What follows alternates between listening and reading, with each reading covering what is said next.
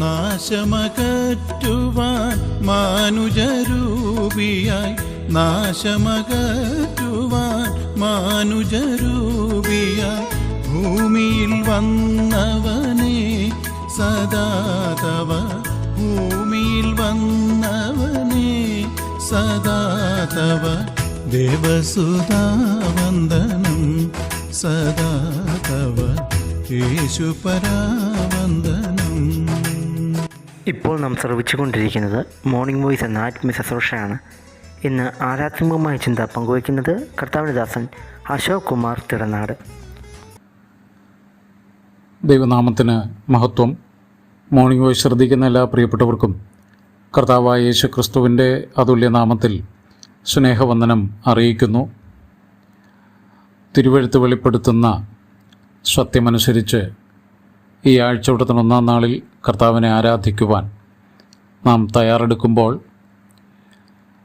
അതിനോട് ബന്ധപ്പെട്ട് തിരുവെഴുത്തിലെ ചില വാക്യങ്ങൾ ഇന്നത്തെ ധ്യാന ചിന്തയ്ക്കായി വായിക്കുവാൻ ആഗ്രഹിക്കുന്നു. മത്തായിയുടെ സുവിശേഷം 28-ാം അധ്യായം 5, 6, 9 വാക്യങ്ങൾ. ദൂതൻ സ്ത്രീകളോട്, ഭയപ്പെടേണ്ട, ക്രൂശിക്കപ്പെട്ട യേശുവിനെ നിങ്ങൾ അന്വേഷിക്കുന്നു എന്ന് ഞാൻ അറിയുന്നു. അവനിവിടെയില്ല. താൻ പറഞ്ഞതുപോലെ ഉയർത്തെഴുന്നേറ്റു. അവൻ കിടന്ന സ്ഥലം വന്ന് കാൺമിൻ. എന്നാൽ യേശു അവരെ എതിരേറ്റു. നിങ്ങൾക്ക് വന്ദനം എന്ന് പറഞ്ഞു. അവർ അടുത്തു ചെന്നു അവൻ്റെ കാൽ പിടിച്ച് അവനെ നമസ്കരിച്ചു. മനുഷ്യ ചരിത്രത്തോളം പഴക്കമുണ്ട് ആരാധനയ്ക്ക്. ആരാധനയുടെ ഓരോ നിമിഷങ്ങൾ തിരുവെഴുത്തിലൂടെ വായിച്ച് ധ്യാനിക്കുന്ന നമുക്ക് ആരാധനയുടെ മനോഹരമായ ഒരു സന്ദർഭം ഈ ഭാഗത്ത് ശ്രദ്ധിക്കാൻ കഴിയുന്നു. ഇതിനു മുമ്പ് ജീവനുള്ള ദൈവത്തെയാണ് ദൈവജനം ആരാധിച്ചിട്ടുള്ളത്, മഹത്വപ്പെടുത്തിയിട്ടുള്ളത്. എന്നാൽ ഇവിടെ വളരെ വ്യത്യസ്തമായ ഒരു ആരാധനയുടെ നിമിഷങ്ങളാണ്. നമ്മുടെ കർത്താവിൻ്റെ കാൽക്കൽ അവർ നമസ്കരിക്കുന്നു, ആരാധിക്കുന്നു. എന്താണ് നമ്മുടെ കർത്താവിൻ്റെ പ്രത്യേകത?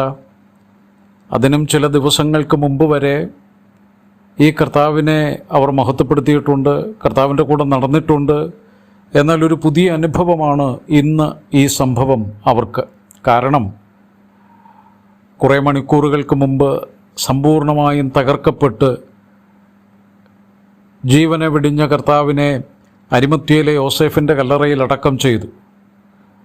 കർത്താവ് പറഞ്ഞതുപോലെ ഉയർത്തെഴുന്നേറ്റു.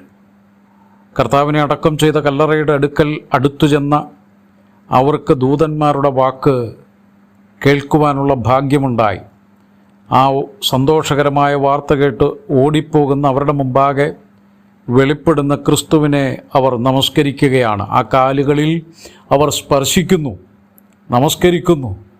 അവർ കണ്ടതാണ് ശരീരം തകർക്കപ്പെട്ട ക്രിസ്തുവിനെ, കൈകളിലും കാലുകളിലും ആണികൾ തറയ്ക്കപ്പെട്ട ക്രിസ്തുവിനെ അവർ കണ്ടതാണ്. എന്നാൽ ഇപ്പോൾ ഒരു പുതിയ അനുഭവം, പുതിയ സന്തോഷം, പുതിയ കാഴ്ചപ്പാട്, പുതിയ അവസ്ഥ. 3 ദിവസങ്ങൾക്ക് മുമ്പുള്ള ചിന്തയല്ല ഇപ്പോൾ. രീതി മാറി, അവസ്ഥ മാറി, അനുഭവം മാറി. ആനന്ദത്തിൻ്റെ ഉന്നതമായ നിലയിലേക്ക് അവർ എത്തി. ജീവിതത്തിൽ ആദ്യമായി മരിച്ച് അടക്കം ചെയ്യപ്പെട്ട ഒരുവൻ ഉയർത്തെഴുന്നേറ്റ് അവരുടെ മുമ്പിൽ നിൽക്കുന്നു.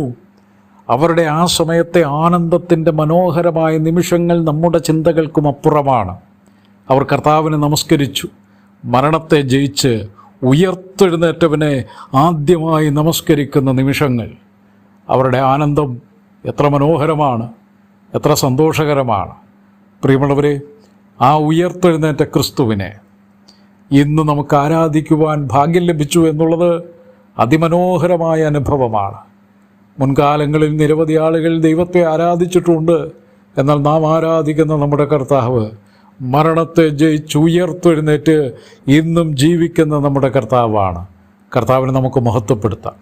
ഈ വചനഭാഗത്തിൽ ഉയർത്തെഴുന്നേറ്റ കർത്താവിനെ വെളിപ്പെടുത്തുമ്പോൾ ഈ ഉയർപ്പ് കൊണ്ട് സാധ്യമായ 3 ആശയങ്ങൾ കൂടെ അതിനോട് ചേർത്ത് പറയട്ടെ.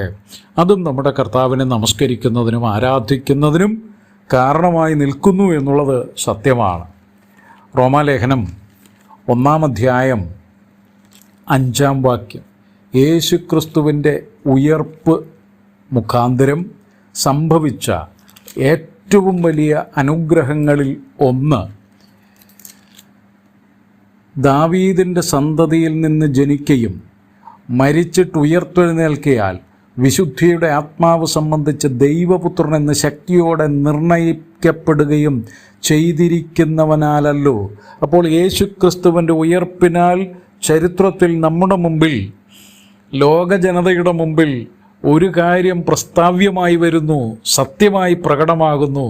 യേശുക്രിസ്തുവിൻ്റെ ഉയർപ്പ് നമ്മുടെ ആരാധനാ വിഷയം തന്നെയാണെന്നാൽ യേശുക്രിസ്തുവിൻ്റെ ഉയർപ്പിൻ്റെ ഗുണം സത്യദൈവമായി ദൈവപുത്രൻ എന്ന ശക്തിയോടെ നിർണയിക്കപ്പെട്ടു. ഉയർപ്പിനാൽ ക്രിസ്തു ദൈവപുത്രനാണ്, ദൈവമാണെന്ന് നിർണയിക്കപ്പെട്ടു. ആ കർത്താവിനെ, ആ ദൈവത്തെ, ദൈവപുത്രനെ നാം ആരാധിക്കുന്നു. നമുക്ക് നമ്മുടെ കർത്താവിനെ മഹത്വപ്പെടുത്താം. 2-ാമത്തെ വേദഭാഗം റോമാലേഖനം 4-ാം അധ്യായം അതിൻ്റെ 24-ാം വാക്യമാണ്. നമ്മുടെ അതിക്രമങ്ങൾ നിമിത്തം മരണത്തിന് ഏൽപ്പിച്ചും നമ്മുടെ നീതീകരണത്തിനായി ഉയർപ്പിച്ചുമിരിക്കുന്ന നമ്മുടെ കർത്താവായ യേശുവിനെ, യേശുക്രിസ്തുവിൻ്റെ ഉയർപ്പ് കൊണ്ട് സംഭവിച്ച 2-ാമത്തെ കാര്യം, പാപികളും ദോഷികളും നരകശിക്ഷയ്ക്ക് യോഗ്യരും അതിക്രമക്കാരുമായ നമ്മെ സ്വർഗത്തിലെ ദൈവം നീതീകരിച്ചു. യേശുക്രിസ്തുവിൻ്റെ ഉയർപ്പിനാൽ നമുക്ക് സംഭവിച്ചത്, നാം ഒരു കുറ്റവും ചെയ്യാത്തവരായി സ്വർഗത്തിലെ ദൈവം, പിതാവായ ദൈവം നമ്മെ പ്രഖ്യാപിച്ചു, നമ്മെ നീതീകരിച്ചു. പുത്രൻ്റെ നീതി നമുക്ക് ലഭിച്ചു. യേശുക്രിസ്തുവിൻ്റെ ഉയർപ്പിനാൽ നമുക്ക് ലഭ്യമായത് നമ്മുടെ നീതീകരണമാണ്.